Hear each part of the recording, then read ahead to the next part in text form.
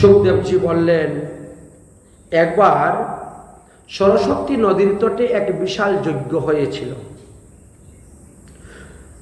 ৮৮,০০০ মুনি ঋষিগণ একত্রিত হয়েছিলেন সেই যজ্ঞে। যজ্ঞে সর্বপ্রথম কার পূজা হবে এই নিয়ে যখন আলোচনা হলো, তখন কেউ বলছেন বিষ্ণুর, কেউ বলছেন ব্রহ্মার, কেউ বলছেন মহাদেবের। যে যার ইষ্টদেব তাকেই তিনি চায় আগে, সবার আগে পূজা করতে। এই নিয়ে মুনি ঋষির মধ্যে এক বিশাল দ্বন্দ্ব বেঁধে গেল। যার যে ইষ্টদেব সে তার পূজা আগে করতে চায়, স্থাপন করতে চায়, এই নিয়ে একটা অশান্তি। তখন ভৃগু ঋষি মধ্যস্থ হলেন, অশান্তি করার দরকার নেই, আমি একটু দেখি, আমি একটু যাচ্ছি ব্রহ্মা বিষ্ণু মহেশ্বর তিনজনকে পরীক্ষা করার জন্য। আমি পরীক্ষা করে এসে বলবো যাকে তোমরা তার পূজাই করবে, কোনো রকম ঝগড়াঝাটি অশান্তি নেই। ঠিক আছে, ততক্ষণ সবাই বসো শান্তি মতে, যার যেমন মন্ত্র ইষ্ট ভজন করে। তোমাকে তোমার গুরুদেব যে মন্ত্র দিয়েছে সেই মন্ত্রই জপ করো। তোমার গুরুদেব তোমাকে যেভাবে ভজন দিয়েছে সেটাই তুমি নিষ্ঠার সহিত জপ করতে থাকো, শ্রদ্ধার সহিত ভক্তির সহিত জপ করো, এতেই তুমি সিদ্ধি লাভ করতে পারবে। যাই, ভৃগু ঋষি প্রথমেই তিনি গেলেন ব্রহ্মার কাছে। গিয়ে দেখেন ব্রহ্মলোকে এক বিরাট বড় অনুষ্ঠান হচ্ছে। বাহ, এক পাশে দাঁড়িয়ে আছেন, অনুষ্ঠান দর্শন করতেছেন ব্রহ্মলোকে। যখন নাচ গান আদি শেষ হয়ে গেল, বিশ্রাম, একে একে সবাই বেরিয়ে যাচ্ছেন। ব্রহ্মা তখন ভৃগু ঋষিকে বলছেন, অহে ভৃগু, তুমি ব্রহ্মলোকে আসলে ব্রহ্মসভায় আসার পরে এখানে একটা দণ্ডবোধ করতে হয়, প্রণাম করতে হয়, এটাও কি তুমি ভুলে গেছো? এসে দরজার মধ্যে দাঁড়িয়ে আছো, সবকিছু দেখতেছ, কিন্তু একটা দণ্ডবোধ প্রণাম কিচ্ছু করলে না। এইটুকু শিষ্টাচার তোমার মধ্যে নেই, তুমি শিখলে না, তুমি কি শিক্ষা দিবে জগৎবাসীকে? ভৃগু ঋষি বলছেন, আমি আপনাদের বাড়িতে এসেছি অতিথি, আমি আপনাদের কর্তব্য হলো আমাকে সম্মান করা, আমাকে দণ্ডবোধ করা, আমাকে নিয়ে বসানো, আমার পা ধোয়ানো, আমার আরতি করা, আমার ফুলের মালা পরানো, আমাকে চন্দন দেওয়া, এগুলোর আপনাদের কর্তব্য। যেহেতু আমি আপনাদের বাড়ি অতিথি এসেছি, শাস্ত্রে বলছে অতিথি দেব ভব। কই, আপনারা তো কিচ্ছু করেন নাই আমার, আমি সেই কবে থেকে দাঁড়িয়ে আছি, একটু বসার কথা তো কেউ আমাকে বলে নাই। আর আপনি আমাকে ধর্ম শিখাচ্ছেন, আমি আসলাম এখানে দণ্ডবোধ করলাম না, প্রণাম করলাম না। ব্রহ্মা তখন রেগে গেছেন।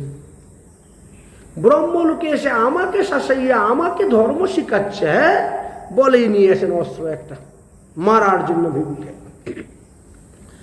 ভৃগু ঋষি বলছেন, আপনি তো দেখি প্রচন্ড রজগুণী, কথা বলতে বলতে হাতে অস্ত্র নিয়ে নিয়েছেন মারার জন্য। তাই আমি আপনাকে অভিসম্পাদ দিলাম, পৃথিবী থেকে আপনার মন্ত্র, আপনার কবচ, আপনার পূজা লুপ্ত হয়ে যাবে, পৃথিবীর লোক কেউ আপনার পূজা করবে না। রাজস্বা মহেতি তুণ্ডম যস্মাং সামম অভিমানত্তে তস্মাৎ সর্বলোকানাম পূজত্যম তৌ সমস্তেদম। এই কথা বলে সেখান থেকে তিনি চলে আসলেন। এসে তিনি কৈলাস পর্বতে গিয়ে উপস্থিত হয়েছেন। কৈলাস পর্বতে গিয়েছেন মহাদেবের সঙ্গে সাক্ষাৎ করার জন্য, দেখা করার জন্য। কিন্তু মহাদেব তখন খাওয়া দাওয়া করে বিশ্রাম করছেন, বিকাল 2টা, 2:30, 3টা বাজে। এই জন্য মহাদেব পার্বতীকে নিয়ে বিশ্রাম করতেছেন। দরজায় দারোয়ান নন্দী, যতক্ষণ পর্যন্ত ভোলে বাবার নিদ্রাভঙ্গ হবে না ততক্ষণ পর্যন্ত ভিতরে যেতে পারবেন না। এই নিয়ে দুজনের মধ্যে ঝগড়া শুরু হয়ে গেছে। ভিখু ঋষি বলছে আমি যাবই, আমার সময় কম, আমার কাজ আছে, বিশেষ দরকারে আমি এসেছি, ছাড়ো আমাকে। নন্দী বলছে না, ছাড়বো না, এখন অবেলা, বিকাল 4টার পরে আসবেন, দেখা করবেন।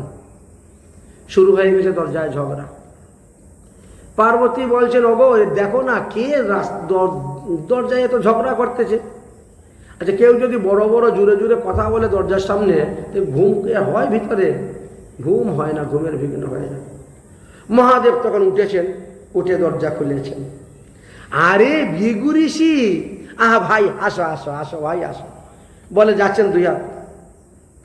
ভিখু তো গিয়েছে পরীক্ষা করার জন্য, তাই মিথ্যা কপটতা করতে হচ্ছে। এই খবরদার, তুমি আমাকে ছুঁয়ো না। কেন ভাই, কি হয়েছে? এই তুমি তোমার বউলোকে ঘুমিয়ে আসছো না এখন? মহাদেবকে, পার্বতীকে নিয়ে ঘুমিয়েছেন খাওয়া দাওয়া করে, তুমি স্ত্রী সঙ্গ করে ঘুমিয়ে এসেছ আর আমাকে স্পর্শ করবা? আমি ব্রহ্মচারী মানুষ, তুমি গৃহস্থ মানুষ, খবরদার দূরে থাকে, কথা বলো যা বলার। বাংদুত্রা খাও, শ্মশানে মশানে ঘুরে বেড়াও, ছাইটাই মাখো, কোনো পবিত্রতা কিচ্ছু নাই, আর আমাকে আলিঙ্গন করবে। মহাদেবের হয়ে গেছে ক্রোধ, সঙ্গে সঙ্গে ত্রিশূল একটা হাতে নিয়ে নিয়েছে। ভিখু ঋষি দিয়েছে দৌড় আর অভিসম্পাদ দিচ্ছেন। নারী সঙ্গ মৃত্য ঔষৌ যস্মাৎ অবমান্যতে যোনি লিঙ্গ স্বরূপেস্তু তস্মাৎ তস্য ভবিষ্যতি। তুমি তোমার স্ত্রীর সঙ্গে ঘুমিয়ে ঘুমিয়ে আমাদের ঝগড়া শুনতেছ, তাও আসো নাই দরজা খুলতে। যখন বিকাল 3:30 বাজছে তখন তুমি দরজা খুলে আসেছ, এতক্ষণ বউকে নিয়ে ঘুমিয়ে আছো। তো যাও, ভবিষ্যতে লিঙ্গ আর যোনি রূপেই তোমরা পৃথিবীতে প্রকাশ হবে। এই বলে অভিসম্পাদ দিয়ে চলে গেলেন। এবার সোজা বৈকুণ্ঠে রওনা হয়েছেন। বৈকুণ্ঠে যখন রওনা হলেন, গিয়ে দেখেন মা লক্ষ্মী নারায়ণের পদসম্ভাষণ করতেছেন।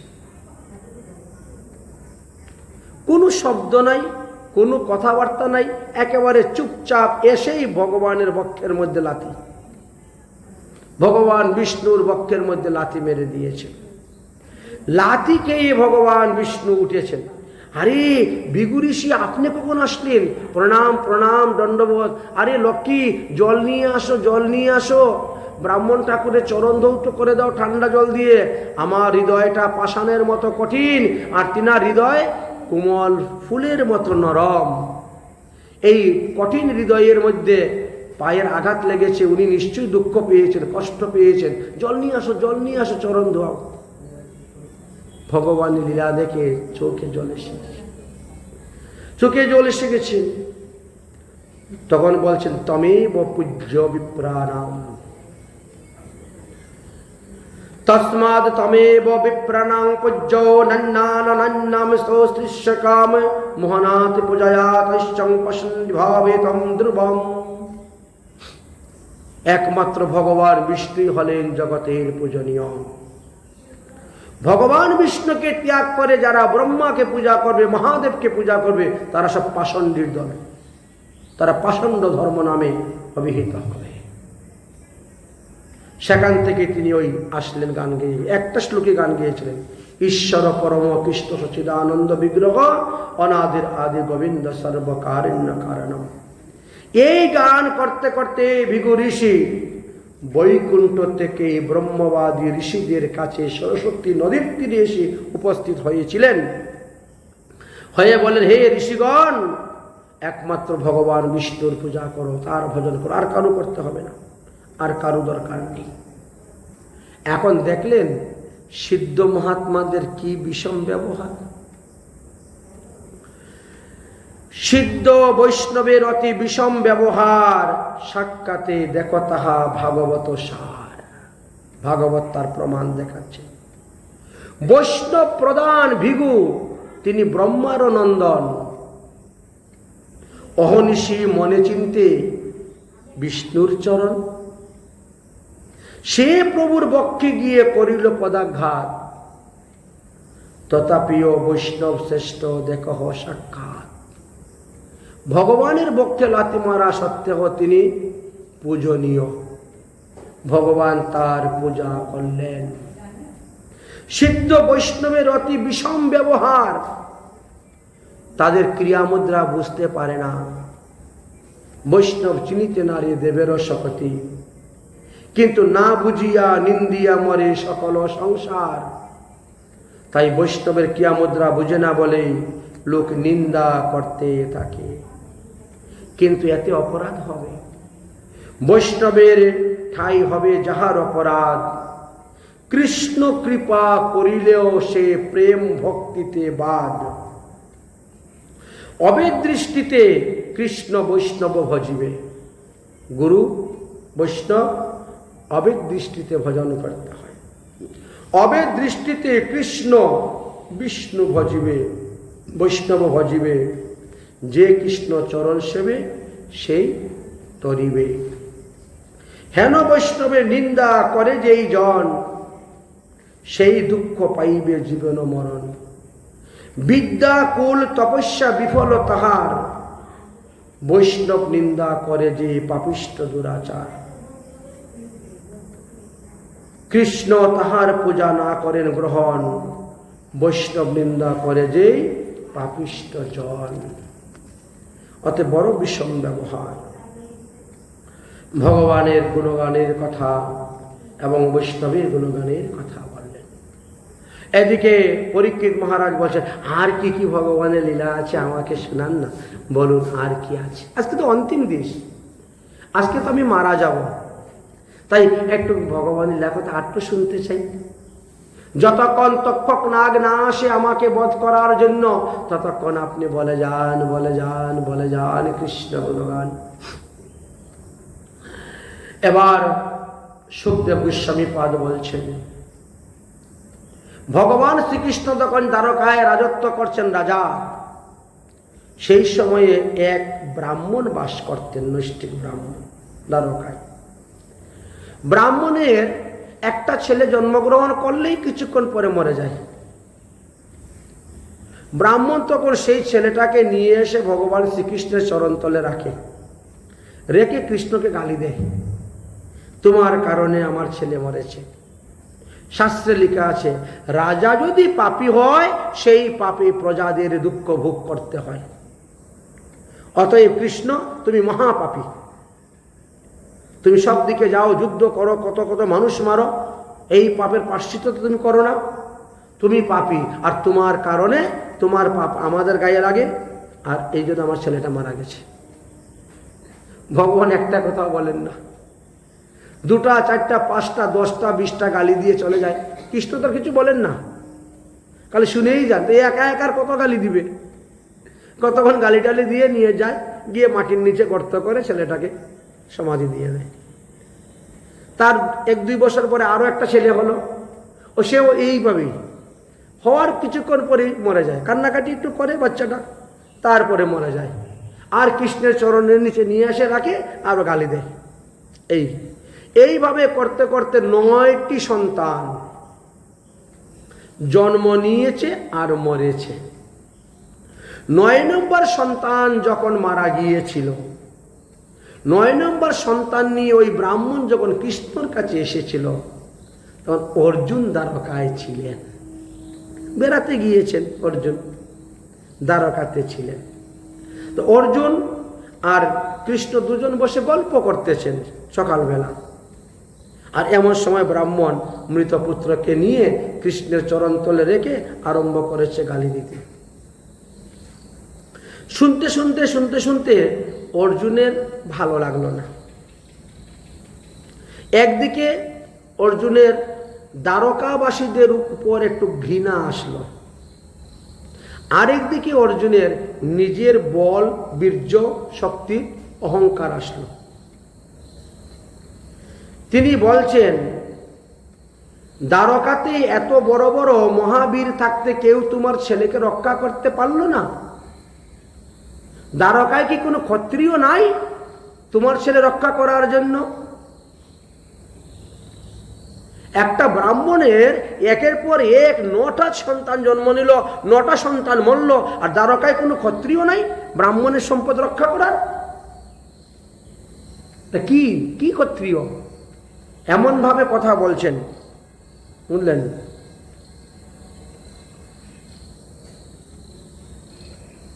অতএব ব্রাহ্মণ ঠাকুর চিন্তা করবেন না, এইবার আপনার দশম পুত্র আমি রক্ষা করব।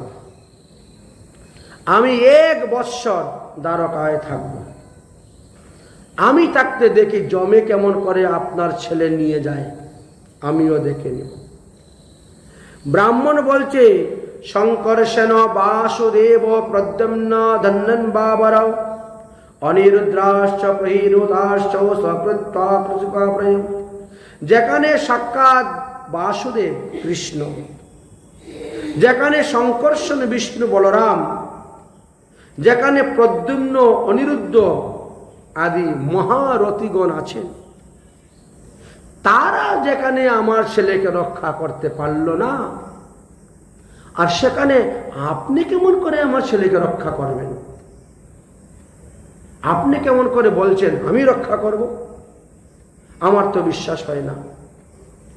অর্জুন বলছেন, নাহম শঙ্কর্ষণ ব্রাহ্মণ ন কৃষ্ণ বিষ্ণবে বৈ নাহম চ অর্জুনম নামম গান্ডীবম যস্য বৈধনু।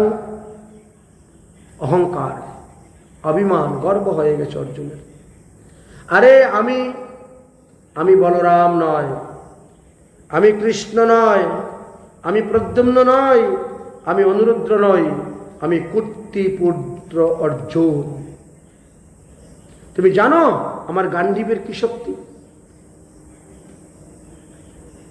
আমি যদি চাইতাম একদিনে কুরুক্ষেত্রের যুদ্ধ শেষ করিতে পারতাম। আমার গান্ডীবের এত বড় শক্তি ছিল, এত বড়। আমার এই গান্ডীব হাতে থাকতে তোমার ছেলে জমের বাপেরও সাধ্য নেই নেবার। অতএব আমি তোমার ছেলে রক্ষা করবই করবই করব। ব্রাহ্মণ বলছেন, যদি না করতে পারেন? অর্জুন বলছেন, আমি নিজের হাতে চিতা জ্বালিয়ে সেই চিতায় প্রবেশ করে প্রাণ ত্যাগ করব যদি আমি না বাঁচাতে পারি। ঠিক আছে, তাহলে তাই হোক। ব্রাহ্মণ চলে গেলেন, স্ত্রী গর্ভবতী হলো। এসে কৃষ্ণ অর্জুনকে জানাচ্ছেন, দেখো আমার স্ত্রী কিন্তু গর্ভবতী হয়েছেন। ঠিক আছে ঠিক আছে, 9 মাস যখন পূর্ণ হবে তখন তুমি আমার কাছে একবার আসিও। ঠিক আছে। আবার আসলেন, 9 মাস পূর্ণ হয়ে 10 মাসে পরে গেছে আমার স্ত্রী। ও তাহলে চলো চলো, আমাকে নিয়ে চলো তোমার বাড়ি। অর্জুন গেলেন, জল হাতে নিলেন, আচমন করলেন, তীরধনু নিলেন, মন্ত্রপুত করে তীর মারতে শুরু করেছেন। তীরে পিঞ্জিরা হয়ে গেল ব্রাহ্মণ ঠাকুরের ঘর। চতুর্দিকে পূর্ব পশ্চিম উত্তর দক্ষিণ ঈশান অগ্নি নৈরি বায়ু উদ অদ, খালি তীর আর তীর, তীরের পিঞ্জিরা হয়ে গেছে। এবার আমি দেখব কেমন করে যম তোমার ছেলেকে নিয়ে যায়। ঠিক আছে, সন্তান প্রসব হইল। প্রসব হওয়ার পরে কয়েকবার কান্না করল সন্তানটা। কান্না করার পরে শরীর সহ উদাও, গায়েব, আর নেই, শরীরটাই নাই। হে কি! ব্রাহ্মণ তো তখন একেবারে রেগে গেছে। আরে আগে তো নাহলে মরা ছেলের মুখটাও তো দেখতে পেতাম, সে কালো হয়েছে না গুড়া হয়েছে, মুখটা গুলগাল না মুখটা লম্বা, কত কিছু।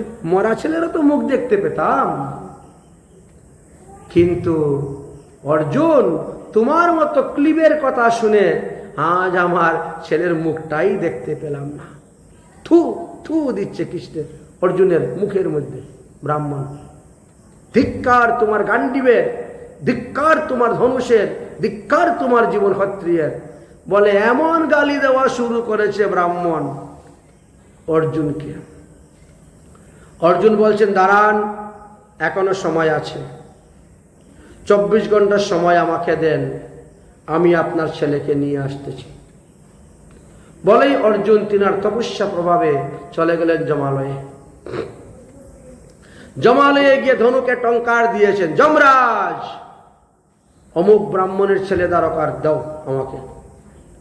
যম বলে আমার কাছে আসেই নেই, তো আমি কোথার থেকে দিব? হ্যাঁ, আসে নাই, কোথায় গেল? বলে প্রতিটা মানুষ তার কর্ম অনুসারে বিভিন্ন লোকে যায়। সবাই যে যমলোকে যাবে এমন কোনো কথা নয়। কেউ যমলোকে যায়, কেউ বরণলোকে যায়, কেউ বায়ুলোকে যায়, কেউ সূর্যলোকে যায়, কেউ চন্দ্রলোকে যায়, কেউ অগ্নিলোকে যায়, কেউ ব্রহ্মলোকে যায়, কেউ বৈকুণ্ঠে যায়, কেউ গোলকে যায়। সবাই যে আমার কাছে আসবে এমন তো কথা নয়। প্রতিটা জীব তার কর্মফল অনুসারে সে গতাগতি হয়ে থাকে। আমার কাছে আসেই নাই, তো আমি কোথার থেকে দিব আপনাকে? অর্জুন যখন ধনুষ নিয়ে রওনা হলেন, যত যত লোক আছে, মানুষ মারা যাওয়ার পরে তার কর্মফল অনুসারে যেখানে যেখানে যায় সব লোকে গেলেন, কিন্তু কোথায় ব্রাহ্মণের ছেলেকে পেলেন না। দ্বারকায় ফিরে এসেছেন, নিজের হাতে শুকনো কাষ্ঠ দিয়ে চিতা তৈরি করেছেন, চিতার মধ্যে আগুন লাগিয়ে দিয়েছেন, ঘি দিয়ে, কর্পূর দিয়ে, ধাও ধাও করে আগুন জ্বলতেছে। অর্জুন স্নান করে সবস্ত্রে এসেছেন, লাভ দিয়ে চিতার মধ্যে পড়বেন। ভগবান শ্রীকৃষ্ণ পিছন থেকে ধরেছেন, বন্ধু প্রাণ ত্যাগ করো না, প্রাণ ত্যাগ না, না ছেড়ে দাও, আমি আমার কথা রক্ষা করতে পারি নাই, আমি আমার প্রতিজ্ঞা সত্য ভঙ্গ করতে দিব না, আমি অগ্নিতে প্রবেশ করে প্রাণ ত্যাগ করব। কৃষ্ণ বলছেন, বন্ধু আমার কথা শুনো, আমার কথা শুনো, আমি জানি ব্রাহ্মণের বালকরা কোথায় আছে, শুধু একটা নয়, এই 10টা বালক কোথায় আছে আমি জানি। আজকে যারা তোমাকে নিন্দা করতেছে, ঘৃণা করতেছে, তোমার মুখে থুতু দিচ্ছে, তোমাকে ক্লিপ বলে গালি দিচ্ছে, তোমাকে কাপুরুষ বলতেছে, শেষে তারাই দেখো তোমাকে স্তুতি করবে, তোমাকে প্রণাম করবে। আসো তুমি আমার সঙ্গে, আমি জানি কোথায় আছে। এই বলে ভগবান শ্রীকৃষ্ণ অর্জুনকে বাঁচিয়ে দিলেন। যে অর্জুন এত গালিগালাজ করলো শ্রীকৃষ্ণকে, যদুবংশ তুলে গালি দিল, দ্বারকাবাসী সবাইকে গালি দিল, তারপরেও দেখেন ভগবান শ্রীকৃষ্ণ তাকে আপন করে নিচ্ছেন, তার সব অপরাধ ক্ষমা করে দিচ্ছেন, তাকে বেঁচে থাকার জন্য কি না করতেছেন। অর্জুন তুমি মরিও না, মরতে যেও না, চলো আমার সঙ্গে। রথের মধ্যে উঠে অর্জুনকে নিয়ে ভগবান শ্রীকৃষ্ণ রওনা হয়ে গেলেন। রথ চলতে চলতে পৃথিবীর সীমানা শেষ, গাঢ় অন্ধকারময় রাস্তা, আর সূর্যের আলো সেখানে যাচ্ছে না। কিন্তু ভগবানের বক্ষের মধ্যে কি আছে? কৌস্তুভ মুনি। ওই কৌস্তুভ মুনির আলো দ্বারা আলোকিত করে ঘোড়াকে রাস্তা দেখাচ্ছেন।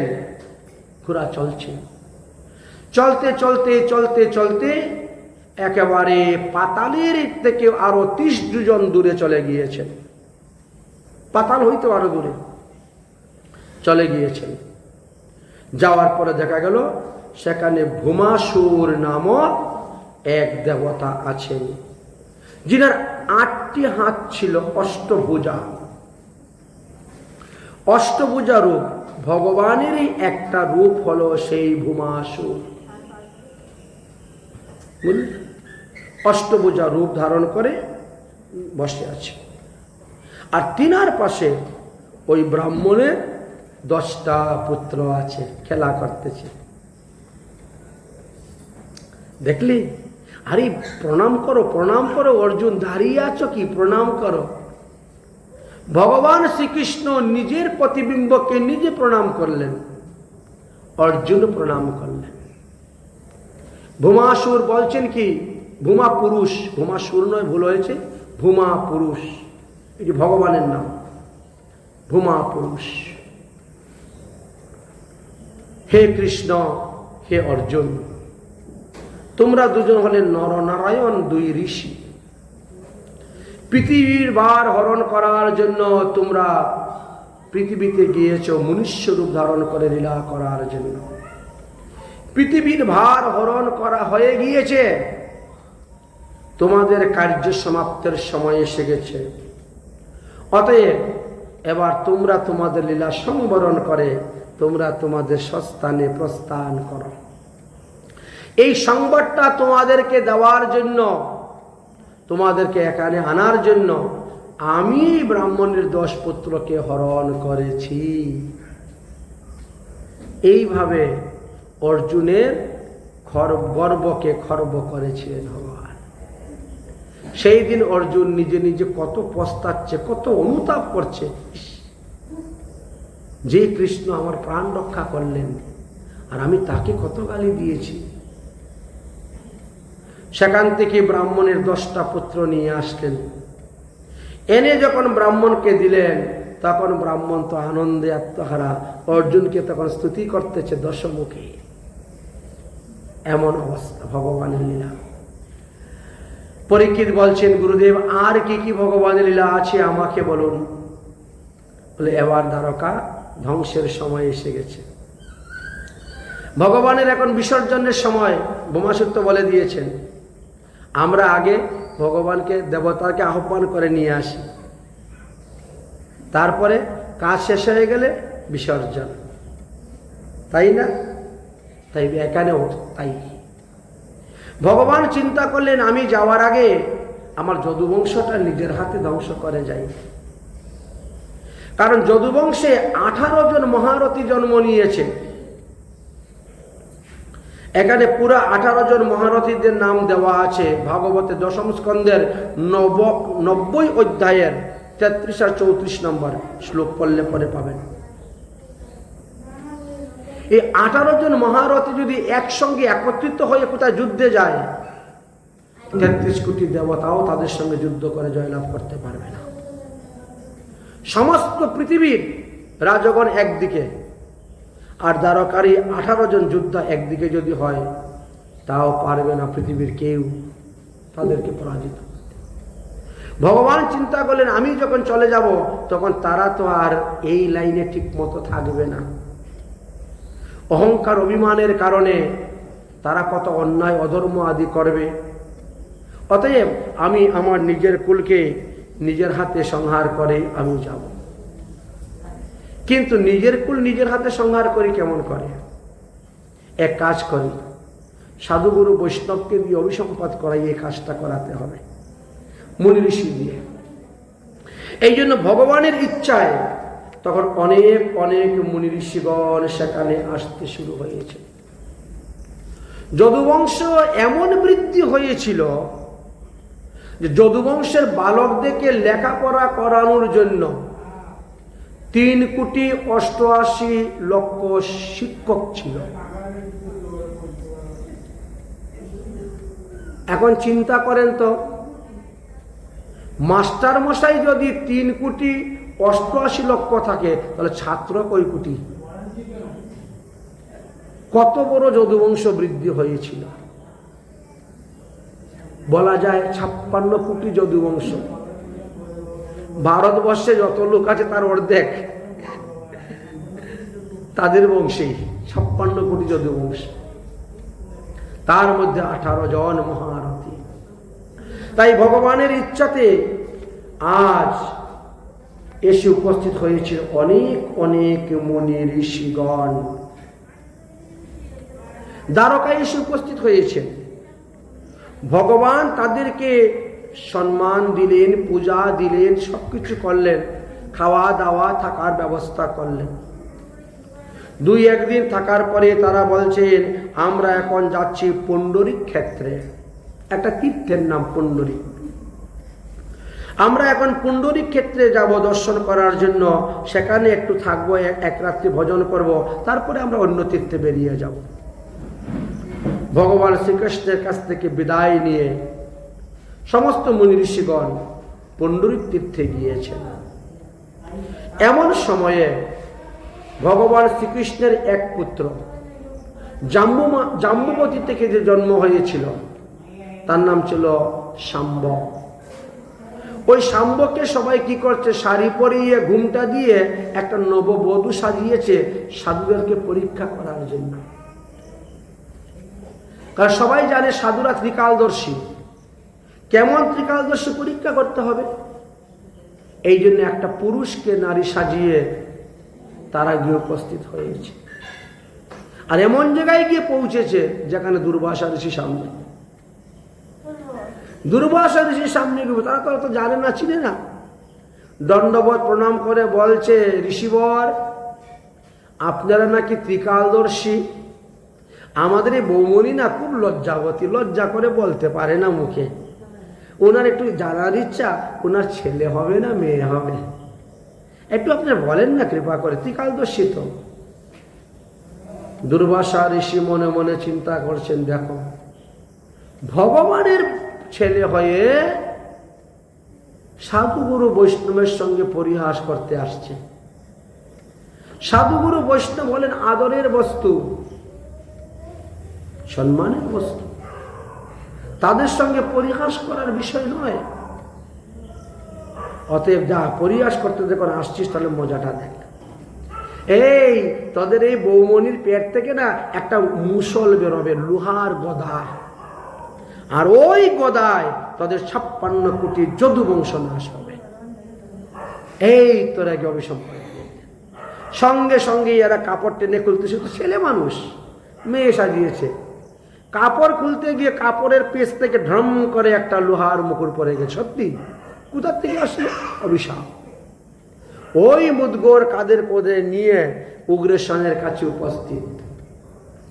উগ্রসেনকে বললেন, এই এই ঘটনা হয়েছে, এবার কি করা যায়? উগ্রসেন বলছে, বড় বড় শিলনোড়া নিয়ে আসার, ওটার মধ্যে ঘষো, ঘষতে ঘষতে ঘষতে ঘষতে মুসলটাকে ক্ষয় করে দাও। একেবারে পাউডার বানিয়ে দিয়েছেন, ঘষে ঘষে রেত বালুর মতো সমুদ্রের জলে ফেলে দাও, তাহলে মুসলও থাকবে না, যদুবংশ নষ্ট হবে না।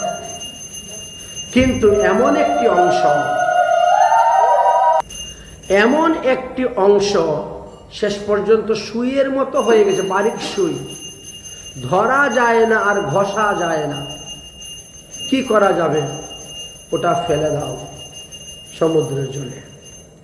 একটা বোয়াল মাছ সেই অভিশপ্ত মুসলের অংশটাকে খেয়ে নিল, বিষের ক্রিয়ায় বিষকৃত হয়ে গেল, সে আর চলতে পারে না। এক ধীবরের জালে ধরা পড়ল, ধীবর সেই মৎস্য বাজারে বিক্রি করল, এক ব্যাত সেই মাছটাকে কিনে নিয়ে গেল।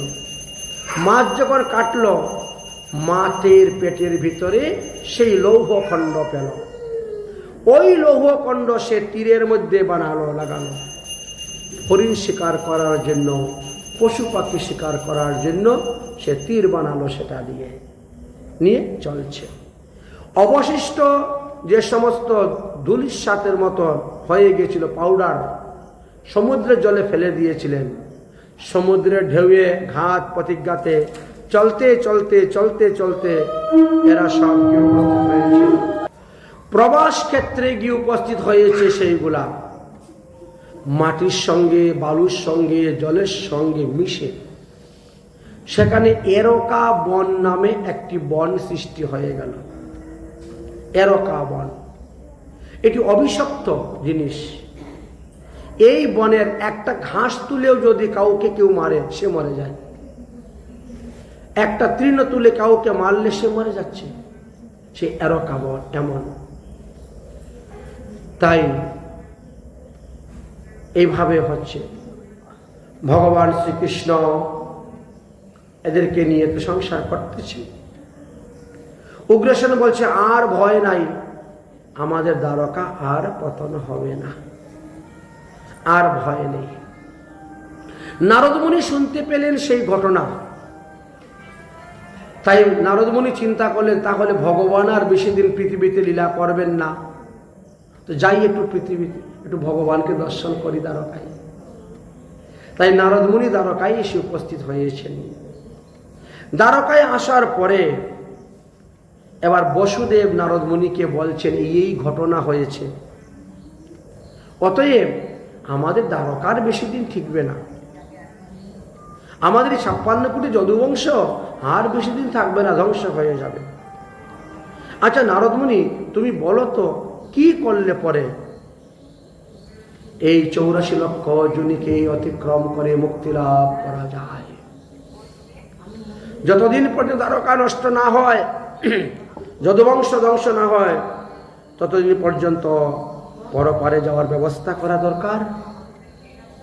অতএব তুমি বলো কি করতে হবে। নারদ মুনি বলছেন, হে বসুদেব, আজ আপনি আমার কাছে যে তথ্য জানার জন্য প্রশ্ন করেছেন, কোনো এক সময় নিমি নামে এক রাজা ছিলেন পৃথিবীতে, এবং তিনি এক বিশাল যজ্ঞ করেছিলেন। সেই যজ্ঞতে নবযুগেন্দ্র এসেছিলেন। জীবের মঙ্গলের জন্য, জীবের কল্যাণের জন্য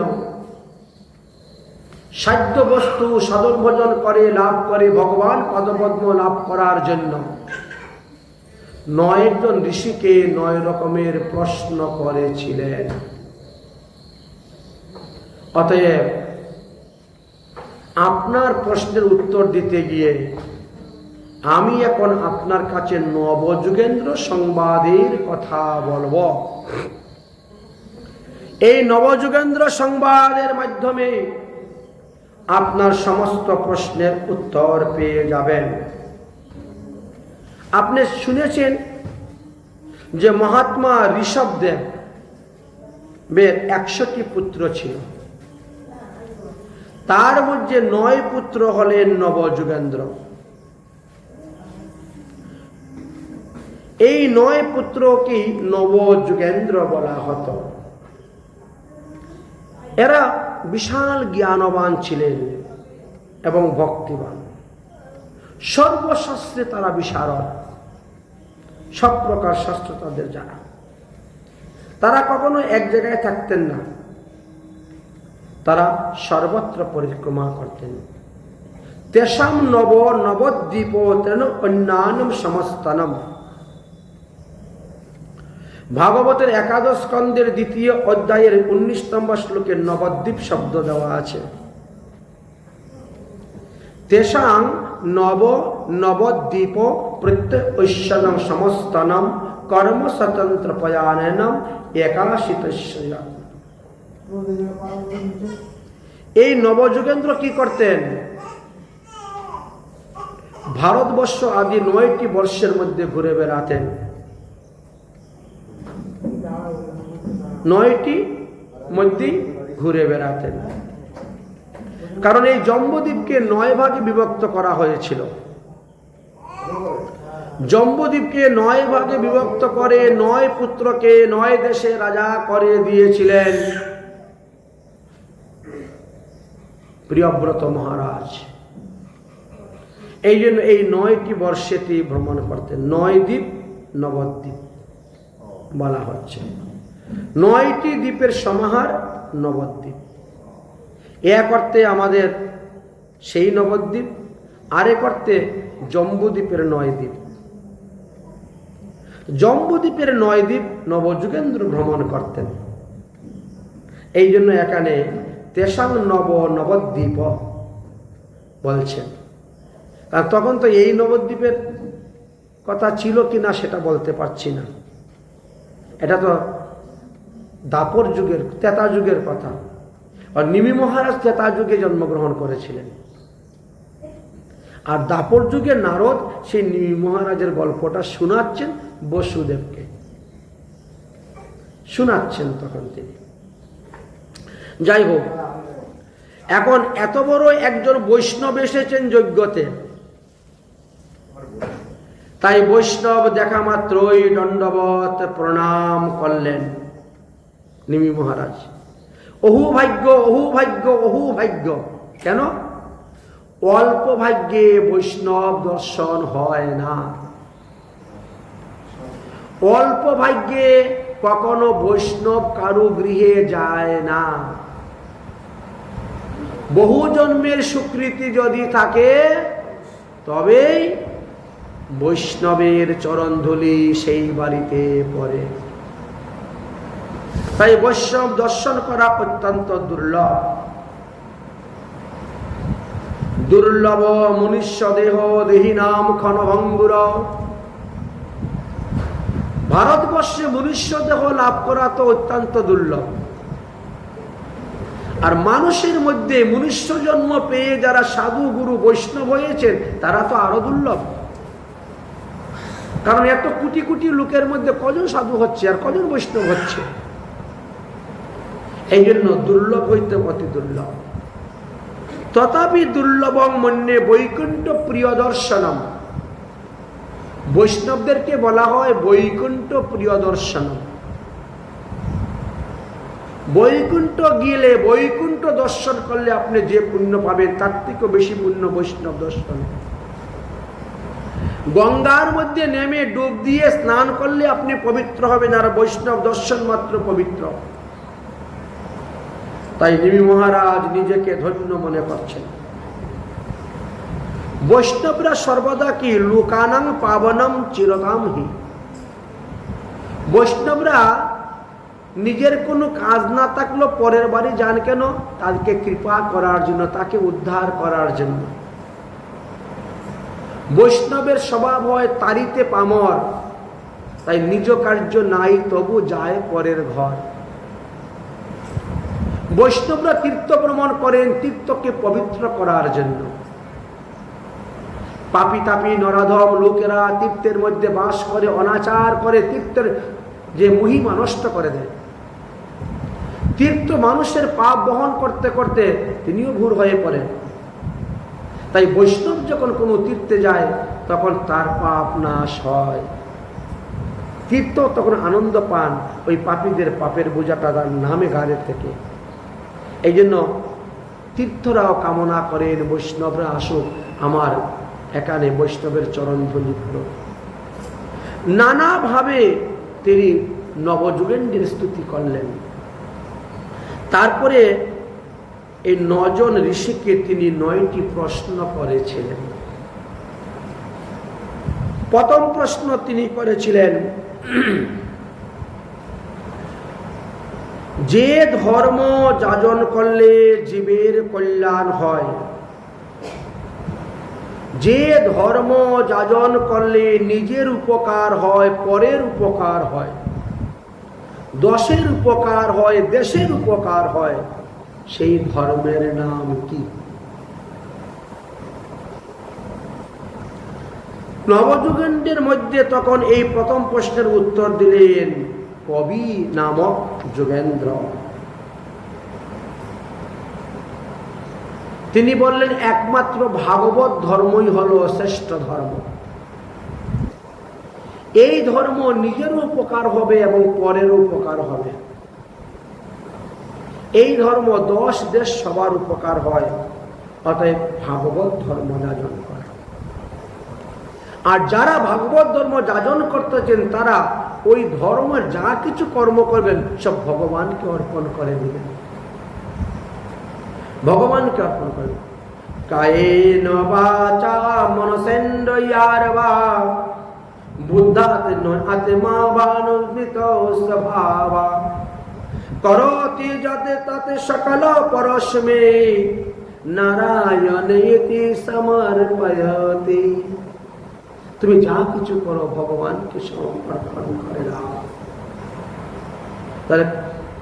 তাহলে বাক্যের দ্বারা তুমি যা কিছু খাবে, যা কিছু করবে সব ভগবানকে সমর্পণ করবে। কিন্তু ভগবানকে সমর্পণ কিভাবে করতে হয় সেটা শিখবে কোথার থেকে? গুরুকরণ করে। গুরু না ধরলে শেখা যাবে না। ভগবানের সঙ্গে সম্বন্ধ স্থাপন করে দিবেন শ্রী গুরুদেব। ভক্ত একেতম গুরুদেবতা আত্মা। গুরুদেবের মধ্যে সমস্ত দেবতাগণ অধিষ্ঠান করেন। সর্বদেবময় গুরু। তাই গুরুদেবের সেবা করলে সব দেবতাদেরও সেবা করা হয়ে যায়।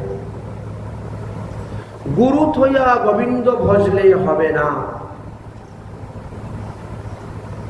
তাতে কৃষ্ণ ভজে করো গুরুর সেবন, মায়াজাল ছুটে পাবে কৃষ্ণের চরণ।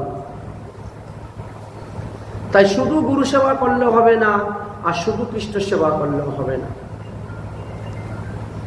সাধুগুরু বৈষ্ণবগণ সাধারণ মানুষ হইতে অনেক উচ্চে তার আছেন। এই জন্য তাদের সেবার দ্বারা ভগবান সন্তুষ্ট হয়ে থাকে। শ্রীকৃষ্ণ ভজনে সবার অধিকার আছে, অতএব সবাই কৃষ্ণ ভজন করতে পারে। ভগবান পদপদ্ম লাভ করার বহুবিধ উপায় আছে। 64 প্রকার ভজনের অঙ্গের কথা বর্ণন করে গিয়েছেন।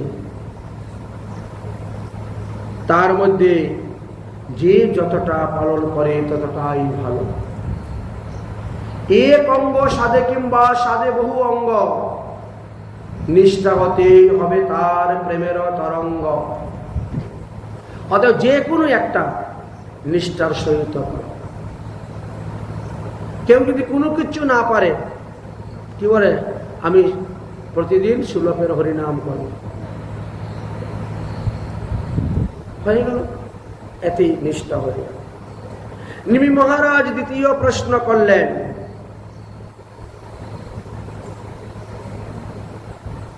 অতৌ ভগবতং প্রাতৌ যদ ধর্মনো যদৃশম নিঃসং তথাচরতি যদ ব্রতে যস্তম লিঙ্গ ভবিষ্যৎ প্রিয়। বললেন ভগবানের ভক্ত কত প্রকার এবং কি কি, কোন ভক্ত কিভাবে ভজন করে,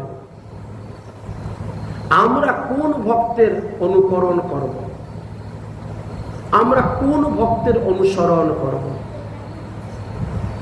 কারকে আমরা গুরুপদে আশ্রয় করব, কার দেখা দেখি আমরা ভজন করব, ভজন শিখব। দ্বিতীয় প্রশ্নের উত্তর দিলেন হরি। তিনি বললেন ভগবানের ভক্ত হলো 3 প্রকার।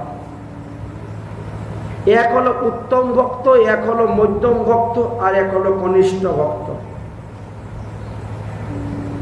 এই 3 প্রকার ভক্তই হরিভজন করেন, হরি পূজা করেন, কিন্তু উত্তম ভক্তেরটাই করা ভালো। মধ্যম আর কনিষ্ঠ ভক্তেরটা দেখে দেখে করতে যাবেন না, কারণ এই 2 ভক্তের মধ্যে অনেক সেবা অপরাধ থাকে, ভুল ত্রুটি থাকে। তাহলে ভক্তকে কেন ভাগ করা হলো? তুলসী পাতা তো ছোট বড় সবাই সমান। বড় তুলসী পাতার যে মহিমা, ছোট তুলসী পাতার সেই মহিমা। তাহলে ভগবানের ভক্ত সবাই সমান হওয়ার কথা। তাহলে এখানে ছোট বড় ভেদ কেন? এ উত্তম ভক্ত, এ মধ্যম ভক্ত, এ কনিষ্ঠ ভক্ত, মানে অদম। অদম তো বলা যায় না ভক্তকে, এই জন্য কনিষ্ঠ বলা হয়। এই ভেদ কেন? তখন বললেন যে শুনো, এটি মানুষের শ্রদ্ধা ভক্তির উপর নির্ভর করে হয়। শ্রদ্ধাবান জন হইবে ভক্তির অধিকারী, উত্তম মধ্যম কনিষ্ঠ শ্রদ্ধা অনুসারী। তাই শ্রদ্ধার উপর নির্ভর করা হয়। দেখবেন কিছু লোক আছে দীক্ষা গ্রহণ করার পরেও মৎস্য মাংসাদি গ্রহণ করে, রাধাকুণ্ডের কালো তিলক কপালে পরে, মোটা মোটা তুলসীর মালাও গলায় দেয়, আবার শিক্ষাও রাখে, হরিনামের মালাও জপ করে, অথচ মাছ মাংস খাওয়া ছাড়তে পারে না। তাহলে তিনি হলেন কনিষ্ঠ ভক্ত। কনিষ্ঠ ভক্ত। আবার কিছু এই লক্ষণই আছে, কিন্তু তিনি মাছ মাংস খায় না, পেঁয়াজ রসুন মুসুর ডাল আমিষ দ্রব্য খায় না, অথচ যার তারাতে খায়। মামার বাড়ি যাও আর কাকার বাড়ি যাও, নিরামিষ হলেই হলো, নিরামিষ রান্না করে দিলেই হলো। ওই মাছের চুলাইয়ে দেও আর মাছের বাসনে দেও, ওটা আর দেখতে যায় না, নিরামিষ তো খাচ্ছি। দেব দেবীর প্রসাদও, তুই তো এখানে কালী পূজা প্রসাদ খাবি, দাও তো কি খিচুড়ি, ও দেওয়া দাদা খিচুড়ি খেয়ে যাচ্ছে। ইনি হলেন মধ্যম ভক্ত। নিরামিষ খান, কিন্তু খাওয়া দাওয়ার কোনো বাদ বিচার নাই। যারা মাছকে এসে রান্না করে দিচ্ছে, মাছের হাঁড়িতে রান্না করে দিচ্ছে, মাছের চুলায় রান্না, তাও চলছে। আবার ভজন সাধনা করেন, সবই আছে মালাতে। আর এক ধরনের ভক্ত আছেন, সদাচারী প্রসাদ বুঝি বৈষ্ণব যদি রান্না করে তবে খাবো, না হলে না। নিরামিষ বাচন, নিরামিষ চুলায় রান্না হলে খাবো, না হলে না। ভগবানের নিবেদিত প্রসাদ হলে খাবো, অন্য দেবদেবীর প্রসাদ হলে আমি খাবো না। উনি হলেন উত্তম ভক্ত। এই জন্য ভক্তকে এই 3 ভাগে ভাগ করা হয়েছে। যে প্রত্যেক গুরুদেবেরই ওই 3 ধরনের শিষ্যই আছেন। আচার্যমেব হৃদয়ে পূজায়াম শ্রদ্ধাবৃত্তম তদ্ভক্তেষু চ অন্যেষু সভক্ত প্রকৃত স্মৃতা। কিন্তু কনিষ্ঠ ভক্ত বা মধ্যম ভক্ত বলে তাদেরকে ঘৃণার চোখে দেখিও না, তাদেরকে হেলা অবহেলায় ফেলে দিও না। তাদেরকে বলে কয়ে বুঝিয়ে সুজিয়ে শিখিয়ে ধীরে ধীরে তাদেরকে উত্তম বৈষ্ণব বানাও। যে আজ কনিষ্ঠ আছে, যে আজ মধ্যম ভক্ত আছে, তারাও ক্রমে ক্রমে হইবে উত্তম, ক্রমে ক্রমে হইবে উত্তম। যখনই উত্তম বৈষ্ণবের কৃপা তার উপরে পড়বে, তখন সে উত্তম বৈষ্ণব হয়ে যাবেন। এই জন্য বললেন এই 3 ধরনের।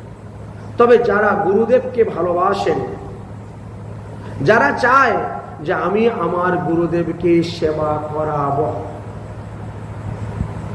তারা কিন্তু সদাচারী প্রসাদ বুঝি হয়ে যায়। গুরুদেব আমার বাড়ি আসবেন, এসে রান্না করবেন, তারপরে তিনি প্রসাদ পাবেন, আমার 10 জনের জন্য রান্না করে দিবেন, এটা হয় না। ওনাকে তো রসইয়া রূপে আমি আনি নাই আমার বাড়িতে। এখন গুরুদেব আসলেন বলে, গুরুদেব আমার আত্মীয় স্বজন স্ত্রী কুটুম্ব 25 জন 30 জন 40 জনের ব্যবস্থা রান্না করতে হবে, এনে গুরুদেবকে লাগিয়ে দিলাম রান্না করতে, বুঝলেন? কারণ তার তো অধিকার নাই, সে তো মৎস্য বুঝি। এই জন্য যারা মনে করে আমি গুরু সেবা করব, গুরুদেবকে আমি রান্না করে খাওয়াবো, তাহলে তাকে সদাচার সম্পূর্ণ প্রসাদ বুঝিয়ে হতে হবে। কারণ তিনি যেমন তেমন লোকের হাতেই তো খাবেন। ভগবান বলেন আমি যার তার হাতে খাই না, আমি যার তার হাতেই খাই। নিমি মহারাজ এবার 3য় প্রশ্ন করলেন যে ভগবানের মায়াটা হলো সত্যি কি বড় শক্তিশালী। এই সমস্ত জগৎ মায়ার বশীভূত, মায়ার দ্বারা নিয়ন্ত্রণ হয়ে চলছে। কিন্তু ভগবানের ভক্ত যারা, তারা এই মায়াকে জয় করে কেমন করে? ভগবানের ভক্তকে তো মায়া স্পর্শ করতে পারে না, তারা এই মায়াকে জয় করে কেমন করে? আমরা তো মায়াকে জয় করতে পারি না। আমার ছেলে, আমার মেয়ে, আমার বাড়ি, আমার গাড়ি, আমার আমার করে সারাদিন মরি। সাধুরা বলে আমি ভগবানের, ভগবান আমার। তাহলে তারা এই মায়াকে কেমন করে জয় করে? এই 3য় প্রশ্নের উত্তর দিলেন অন্তরিক্ষ নামক যুগেন্দ্র। বললেন দেখো বাবা, মায়ার 2টা রূপ, এক হলো যুগমায়া, এক হলো মহামায়া। মহামায়া কাজ হলো মায়া দ্বারা জগতের মধ্যে ভুলিয়ে রাখা, আর যুগমায়ার কাজ হলো ভগবানের চরণে লাগিয়ে দেওয়া। এই দুজনেই ভগবানের দাসী, 2 মায়াই ভগবানের দাসী, যুগমায়া মহামায়া, দুজনই দাসী। এখন যদি কোনো জীব ভগবানের সঙ্গে সম্পর্ক স্থাপন করতে পারে, তাহলে তার দাসী কিচ্ছু করতে পারবে না, এটাই নিয়ম। অতএব প্রথমে জীবের কর্তব্য হলো শ্রী গুরুদেবের মাধ্যমকে দিয়ে ভগবানের সঙ্গে সম্পর্ক স্থাপন করা। যে নিজে মায়া বন্ধন থেকে মুক্ত হয়ে গেছে, সেই আপনাকে বন্ধন মুক্ত করতে পারবে। যে মায়ার মধ্যে পড়ে হাবুডুবু খাচ্ছে, মায়ার বন্ধনে পড়ে আছে, তার কাছে গেলে সে আপনাকে মুক্ত করবে কেমন করে? একটা বদ্ধ জীব কখনো একটা বদ্ধ জীবকে মুক্ত করতে পারে না। যিনি মুক্ত জীব তিনি মুক্ত করতে পারেন। এই জন্য আমাদের গুরু ধরার সময়ই ভুল করে ফেলি। কোথায় যেতে হবে, কাকে ধরতে হবে, কিভাবে ভজন করতে হবে, সেটাই করার সময়। যদি এটাকে জানতে পারেন তাহলে অনায়াসে মায়াকে অতিক্রম করে তুমি ভগবত ধামে যেতে পারবে। অতএব মায়াকে অতিক্রম করতে গেলে সদ্গুরু ধরতে হবে। সদ্গুরু ধরলেই হবে। আর সদ্গুরু ধরলেই শুধু হবে না, সদ্গুরুর উপদেশ তো পালন করতে হবে। আপনি যদি গুরুর উপদেশ পালন না করেন তো সদ্গুরু ধরলেই হয়ে গেল, হবে না। তিনি যেভাবে সাধন ভজনের কথা বলবেন সেইভাবে তোমাকে ভজন করতে হবে। সদ্গুরুর উপদেশে খণ্ডে জীবের কুস্বভাব। আমাদের তো কুসংস্কার জন্ম জন্মান্তরের পরে আছে, এই জন্য কুসংস্কারটা তাড়াতাড়ি আমাদের দেহের মধ্যে চলে আসে। সুসংস্কার আসতে বিলম্ব হয়, দেরি হয়। কিন্তু গুরু কৃপা, গুরু সেবার দ্বারা, গুরুর আদেশ পালনের দ্বারাই এটা সম্ভব। শিষ্য মানে কি? শাসন। যিনি শাসন মানতে পারেন তিনি হলেন শিষ্য। যে গুরুর আদেশ মানে, গুরুর শাসন মানে, সে হলো শিষ্য। যে গুরুর উপর গুরুগিরি করতে যায় সে আবার শিষ্য কিসের? গুরুর দোষ দেখতে যায়, গুরুর ভুল দেখতে যায়, গুরুরকে নিয়ে সমালোচনা করে, সে কখনো শিষ্য নয়। এই জন্য শিষ্য হতে গেলে শাসন মানতে হবে। এক শিষ্য গুরুদেবের সঙ্গে বিভিন্ন জায়গায় পাঠ কীর্তনে সব জায়গায় যায়, বুঝলেন? গুরুদেবের আশ্রমেই থাকে। তো মোটামুটি কোনো কোনো সময় গুরুদেবের যদি শরীরটা একটু খারাপ থাকে, যে আরে অমুক জায়গায় গিয়ে পাঠটা করে আয়, অমুক জায়গার উৎসবটা তুই করে আয়। এই করতে করতে তার মোটামুটি একটু অভিজ্ঞতা হয়ে গেছে সব দিকে। একদিন সকালবেলা স্নান আহ্নিক করে মালা জপ করতে বসেছে। স্নান আহ্নিক করে মালা জপ করতে বসেছে। তো গুরুদেবের আশ্রমে বেশ কিছু গরু টরু আছে, গোমাতা আছেন গুরুদেবের আশ্রমে। সকালবেলা গোমাতাগুলাকে ঘর থেকে বের করে গাছের নিচে বেঁধে রাখা হয়েছে। হঠাৎ করে হুড়মুড় করে বৃষ্টি এসে গেছে। গুরুদেব এখন ঠাকুর করে পূজা করছেন। ওরে বৃষ্টি এসে গেছে রে, গাভীগুলাকে বন্ধন খুলে দে, বাধা আছে, গাভীগুলার বন্ধন খুলে দে। ও কি বলছে? গুরুদেব বন্ধন খোলা তো আপনার কাজ, বুঝলেন? বন্ধন খোলা আপনার কাজ। আমার মতো সাধারণ ব্যক্তি কি আর কারো বন্ধন খুলতে পারে? আমি নিজেই একটা বদ্ধ জীব, এ তো আপনার কাজ বন্ধন খোলা। বলে মালা নিয়ে বসেই আছে। গুরুদেব এখন কি করবেন? ঠাকুরের পূজা ছেড়ে দিয়ে দৌড়ে গেলেন, ঝড় বৃষ্টির মধ্যে গরুগুলার বন্ধন খুলে দিলেন। এই অবস্থা। এখন বুঝেন তো বেশি পণ্ডিত হইলে ওরে কি অবস্থা হয়। গুরুদেব পূজা করতে করতে বলছেন, ওরে তুলসী পাতা দিকে তোলা হয় নাই রে, ওই একটু পরে দ্বাদশী লেগে যাবে, তুলসী পাতা তোলা যাবে না রে, যা কোটা তুলসী পাতা নিয়ে আয়। বাবা আমি ভজনে আছি। হরে কৃষ্ণ হরে কৃষ্ণ হরে কৃষ্ণ। গুরুদেব দেখলে সর্বনাশ হয়েছে। শিষ্য তো দেখে একবারে আসনে গেড়ে বসে গেছে মালা জপ করতে। একটু পরে দ্বাদশী লেগে যাবে, যাই তাহলে আমি কটা তুলসী তুলে নিয়ে আসি। তাড়াতাড়ি গেলেন, গিয়ে তুলসী তুলে নিয়ে আসছেন গুরুদেব, না হলে তো না বসে তুলসী তোলা যাবে না। বুঝলেন? এবার গুরুদেব আরতি করে ফলমূল যা ছিল বের করে নিয়ে এসেছেন। কিরে বাবা, ভোজন হয়েছে, এবার একটু প্রসাদ পা। বলছে আর কতক্ষণ গুরু বাক্য অমান্য করবো, যাই প্রসাদটা পেয়ে আসি।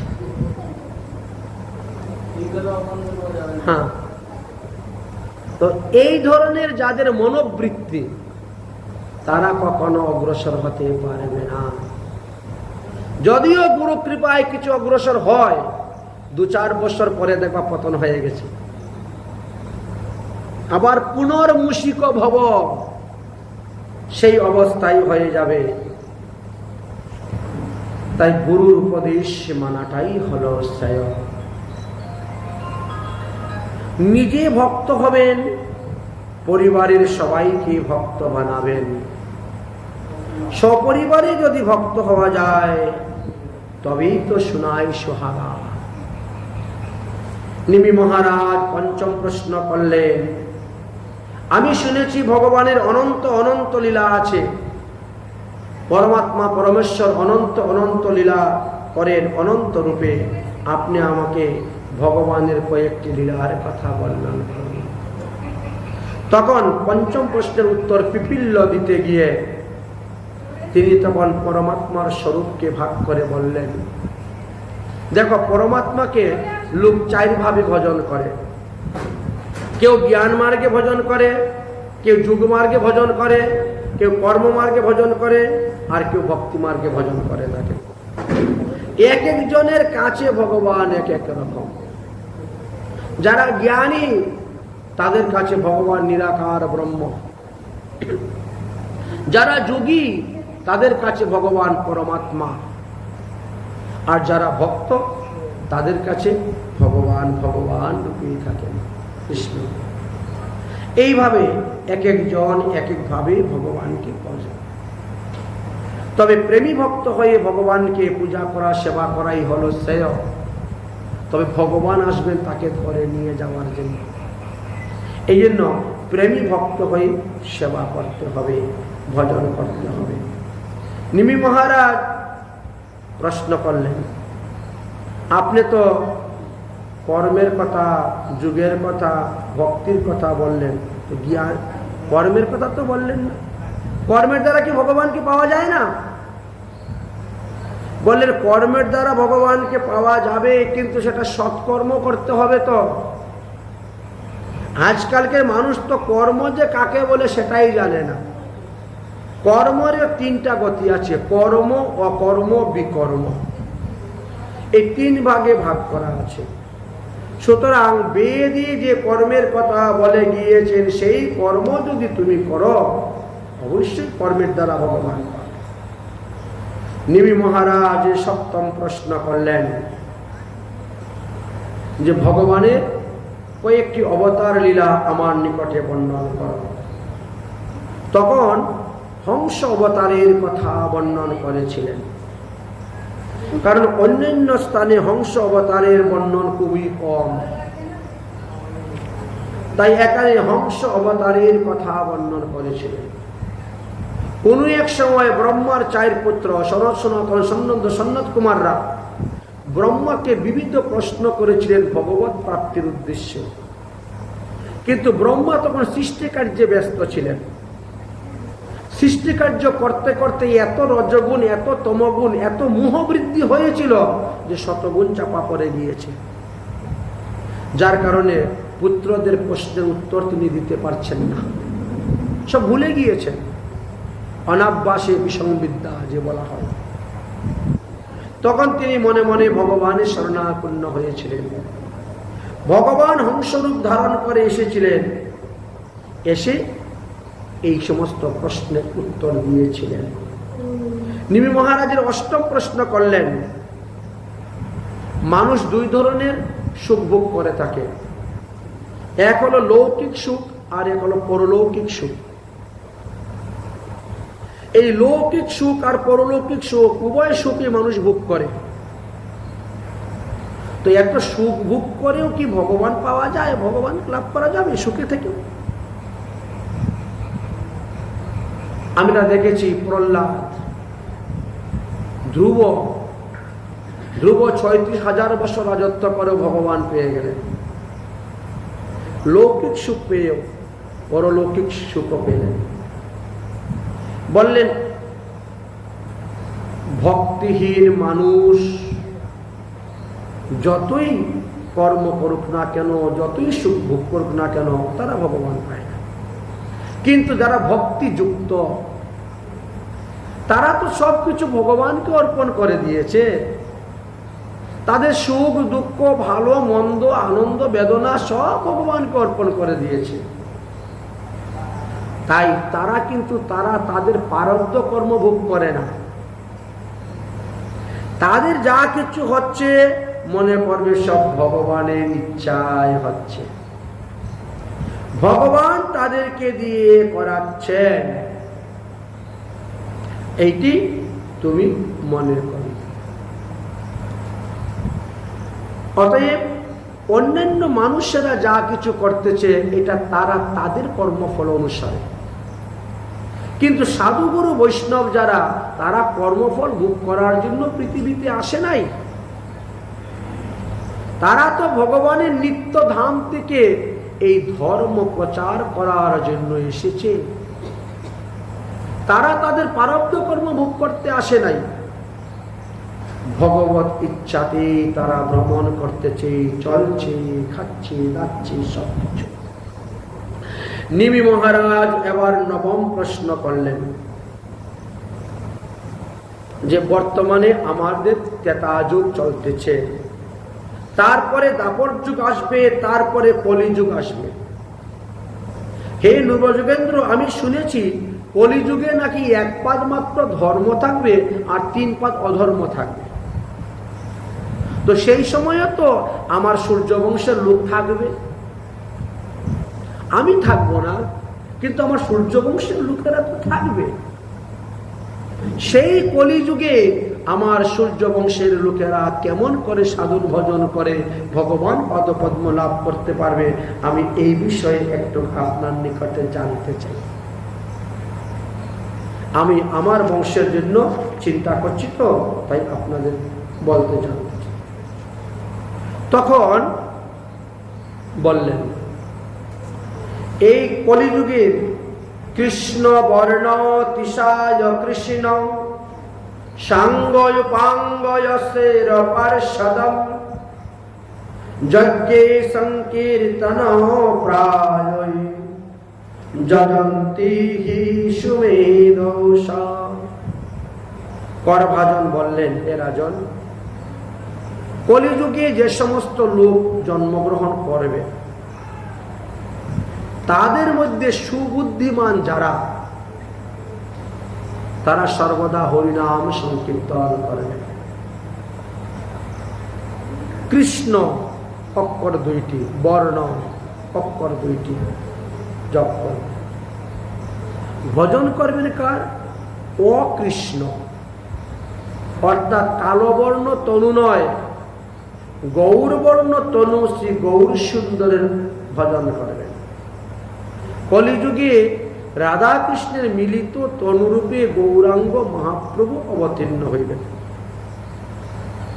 কৃষ্ণ বর্ণ তিসা ও কৃষ্ণ সাঙ্গ স অঙ্গ, অনাদির আদি শ্রী গোবিন্দের এক অঙ্গ হলেন মহাদেব, এক অঙ্গ হলেন বিষ্ণু। সেই মহাদেব আবার বিষ্ণুর মিলিত তনু হয়ে আসবেন অদ্বৈত আচার্য, যিনি ভক্তির ভান্ডার ভক্তি বিলাইবেন। তাই তিনাকে বলা হয়েছে অঙ্গ। কৃষ্ণ বর্ণ তিসা অকৃষ্ণ সাঙ্গ উপাঙ্গ, স অঙ্গ এবং উপাঙ্গ। ঠিক তেমনি ভাবে ভগবান শ্রীকৃষ্ণের প্রথম পুরুষ অবতার শঙ্কর্ষণ বিষ্ণু, যিনি এই ত্রেতা যুগে লক্ষণ রূপে লীলা করে গিয়েছেন, তিনি দ্বাপর যুগে বলরাম হবেন এবং কলিযুগে নিত্যানন্দ রূপে তিনি আসবেন। এটা হলো অঙ্গের। উপাঙ্গ কাকে বলা হয়? অঙ্গের অঙ্গকে উপাঙ্গ বলা হয়। ভগবান শ্রীকৃষ্ণের বাম অঙ্গ হইতে রাধারানী সৃষ্টি, আর সেই রাধারানীর থেকে আসবেন এক অবতার যার নাম গদাধর পণ্ডিত। নারদমণি ভগবানের এক অবতার, তার থেকে এক অংশরূপে আসবেন শ্রীবাস পণ্ডিত। এত ভিন্ন মহাপ্রভুর সঙ্গে লীলার সহায়তার জন্য দেবগণ ও যাইবেন মনুষ্যরূপ ধারণ করার জন্য। তাই এই কলিযুগে সুবুদ্ধিমান মানুষ যারা, তারা হরিনাম সংকীর্তনের মাধ্যমে পঞ্চতত্ত্ব এবং রাধা গোবিন্দের যুগপৎ উপাসনা করতে পারবেন, যুগপৎ উপাসনা করতে পারবেন। তাই কলিযুগের সুবুদ্ধিমান মানুষ যারা, তারা হরিনাম সংকীর্তন করবেন। হরিনাম মধুর রস পিয়রে মনুয়া, এই সংসার সবে ঝুটা।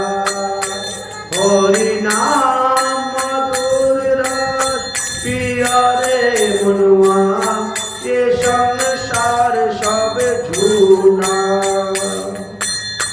এই সংসার সবে ঝুটা রে মনুয়া, এই সংসার সবে ঝুটা। এই সংসার সবে ঝুটা রে মনুয়া, এই সংসার সবে ঝুটা। হরিনাম মধুর রস পিয়রে মনুয়া, এই সংসার সবে ঝুটা।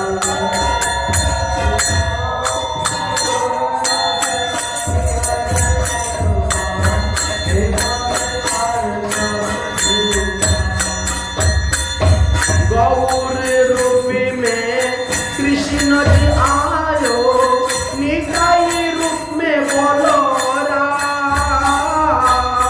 गौर रूप में कृष्ण जी आयो, निताई रूप में बोलो राम। अद्वैत रूप में शिव जी आयो,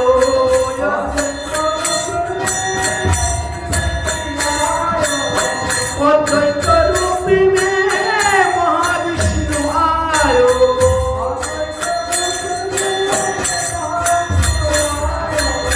लेके होरी नाम रे मनुआ, ये संसार सब झूठा।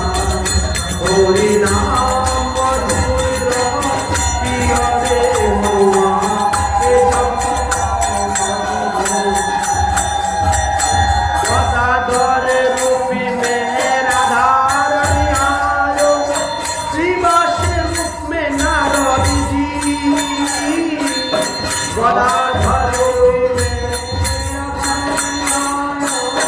श्रीवास रूप में नारद जी। पंचतत्व मिलित एकत्रे, पंचतत्व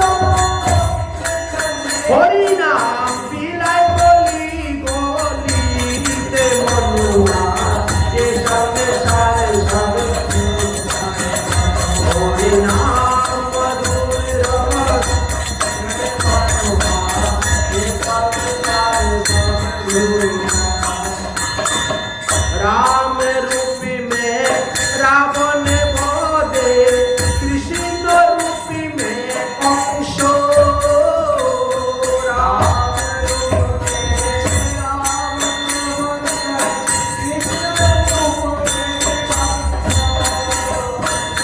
गौर रूप में हरि नाम बिलायो, गौर जितना पापे कापे पोरे ध्वंस रे मनुआ, ये संसार सब झूठा। हरि नाम मधुर रस पियरे मनुआ, ये संसार सब झूठा।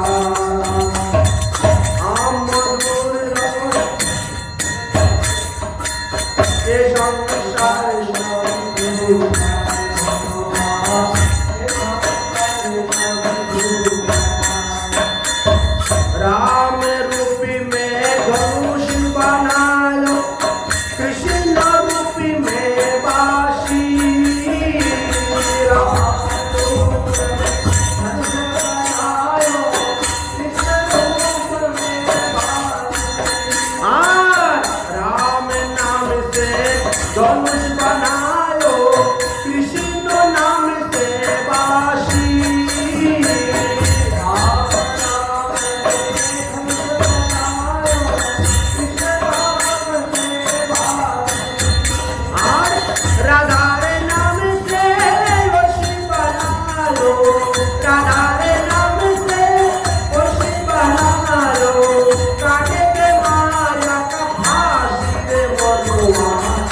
সংসার সবে ধুমা হরি নাম মধুর রস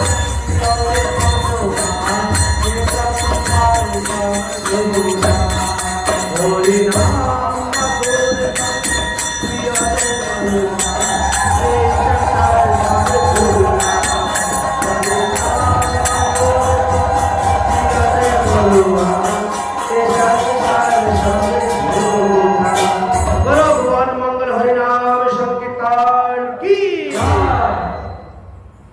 এদিকে নারদ মুনি বলছেন, বসুদেব বুঝতে পারলেন তো? এই নবযুগের নব সংবাদের মাধ্যমে আমি আপনার সমস্ত প্রশ্নের উত্তর দিয়ে দিলাম। একবার চিন্তা করে দেখুন, শিশুপাল,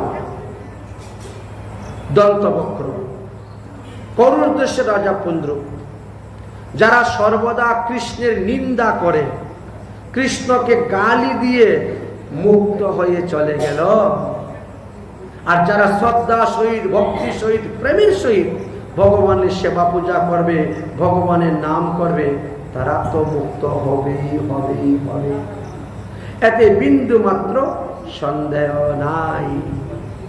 এইভাবে নবযুগের সংবাদ এখানে বিশ্রাম দেওয়া।